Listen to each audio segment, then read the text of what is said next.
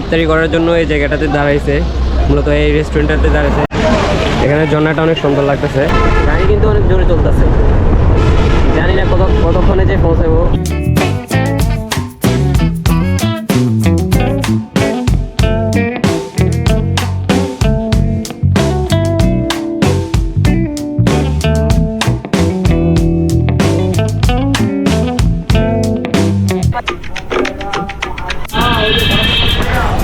Good morning, welcome to my new blog. আজকে মূলত ঢাকা থেকে বাড়িতে চলে যেতেছি, গ্রামের বাড়িতে চলে যেতেছি, কারণ আজকে ভাইয়া বাড়ি থেকে আজকে চলে যাইব, মানে ওনার ফ্লাইটের টাইম হয়ে গেছে, কালকে ওনার ফ্লাইট, এই জন্য আমাকে যাইতে বলতেছে। আমার হাতে সময় নেই, তারপরেও যাইতেছি ভাই।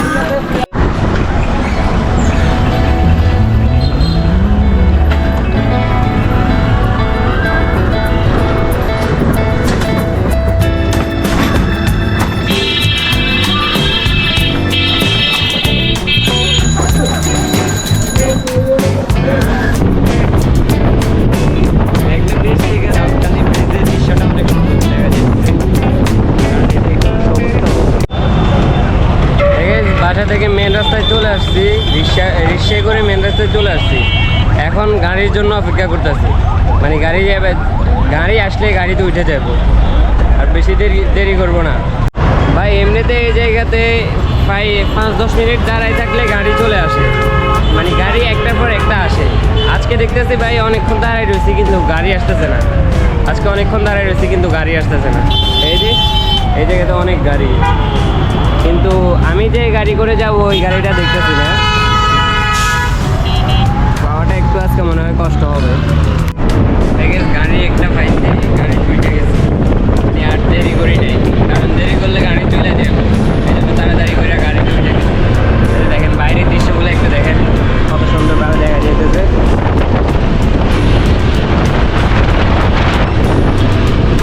গাড়ি একদম চলতেছে, অনেক জোরে চলতেছে, স্পিডে চলতেছে ভাই। ঠিকভাবে বলতে পারতেছি না, মানে কয় ঘন্টা লাগবে আমার এখান থেকে বাসা পর্যন্ত যাইতে, বাড়ি পর্যন্ত যাইতে আমার কয় ঘন্টা লাগবে আমি নিজেও জানি না। যদি গাড়ি যদি এখন যেভাবে চলতেছে এভাবে যদি চলে 4 ঘন্টার ভিতরে যাইতে পারবো, একদম বাসায় চলে যেতে পারবো 4 ঘন্টার ভিতরে। আর যদি গাড়ি যদি থামাই দেরি করে তাহলে তো ভাই অনেকক্ষণ লাগে যেতে পারে, যদি জ্যাম থাকে তাহলে আরও বেশি সময় লাগতে পারে, তবে বলা যায় না কতক্ষণ সময় লাগে। মানে একটা ধারণা অনুযায়ী বললাম আর কি, যদি গাড়ি যদি ঠিকভাবে চলে তাহলে 4 ঘন্টার মধ্যে পৌঁছে যাবো বাড়িতে, মানে চলে যেতে পারবো 4 ঘন্টার মধ্যে।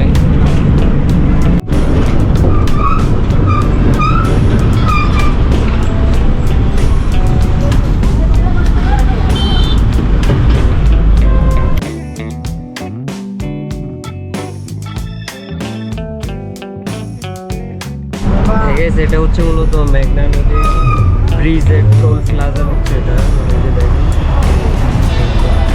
Toll plaza. আমাদের গাড়ি এখন টোল দিতেছে, আমরা ব্রিজের উঠে যাব ভাই। আমাদের গ্রামের বাড়িতে যাওয়ার জন্য মূলত মেঘনা ব্রিজের উপর দিয়ে যাওয়া লাগে, কারণ ফেনী চট্টগ্রাম যাইতে হলে তো এগুলোর উপর দিয়ে যাইতে হবে, মেঘনা নদীর উপর দিয়ে।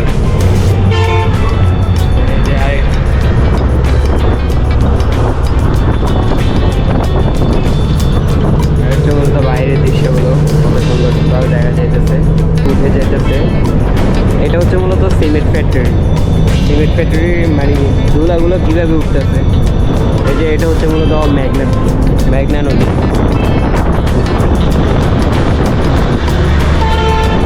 এটা হচ্ছে মূলত দৃশ্যটা অনেক সুন্দর লাগতেছে। এটা হচ্ছে মূলত মেঘনা ব্রিজ। আমরা এখন মূলত মেঘনা ব্রিজের উপরে আছি, মানে আমাদের দেশের বাড়িতে যাইতে বা এই ব্রিজ দিয়ে উঠে এই ব্রিজে করে যাওয়া লাগে, মানে এই ব্রিজ দিয়ে উঠে যাওয়া লাগে।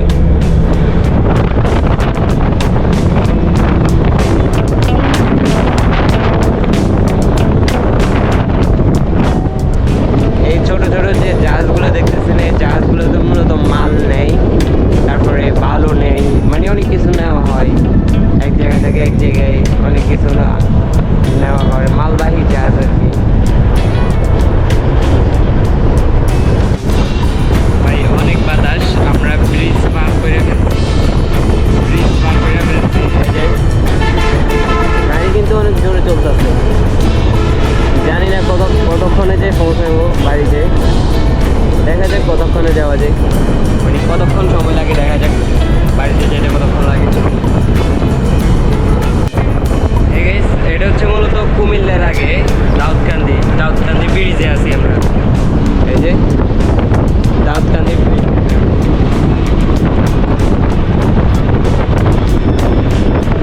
মেঘনা ব্রিজ থেকে দাউদকান্দি ব্রিজের দৃশ্যটা অনেক সুন্দর দেখা যাচ্ছে, কারণ এটা একদম সবুজ, তো সবুজ শ্যামলা, অনেক সুন্দর দেখা যায়। আসলে দৃশ্যটা অনেক সুন্দর দেখা যাইতেছে দাউদকান্দি ব্রিজে।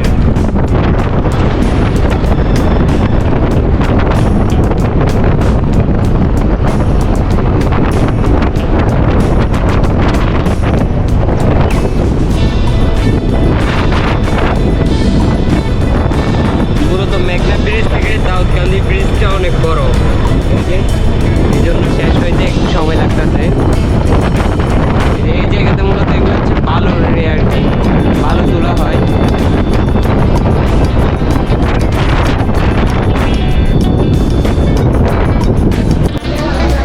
ইফতারি করার জন্য এই জায়গাটাতে দাঁড়াইছে, মূলত এই রেস্টুরেন্টটাতে দাঁড়াইছে, হোটেল এটাতে দাঁড়ানো হয়েছে আমাদের গাড়ি, ওই যে আমাদের গাড়ি।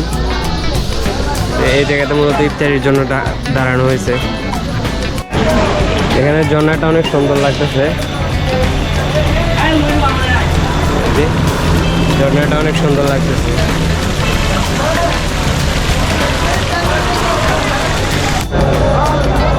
যে জায়গাটাতে দাঁড়িয়েছে এই জায়গাটা আসলে অনেক সুন্দর, মানে এই জায়গার দৃশ্যগুলো অনেক সুন্দর লাগতেছে আমার থেকে।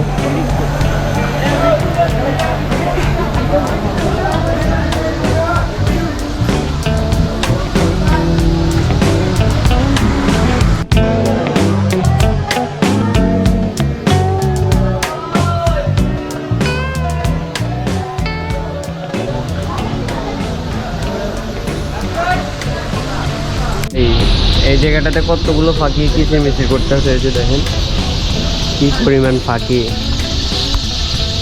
দৃশ্যটা অনেক সুন্দর লাগতেছে আমার থেকে। এই যে এর উপরে এই বিল্ডিং এটার উপরেও দাঁড়িয়েছে, সিঁড়ি এটার উপরে অনেক ফাঁকি দেখা যাইতেছে। ভাই এখন মূলত ইফতারির টাইম হয়ে গেছে, এখন ইফতারি করতে হইব।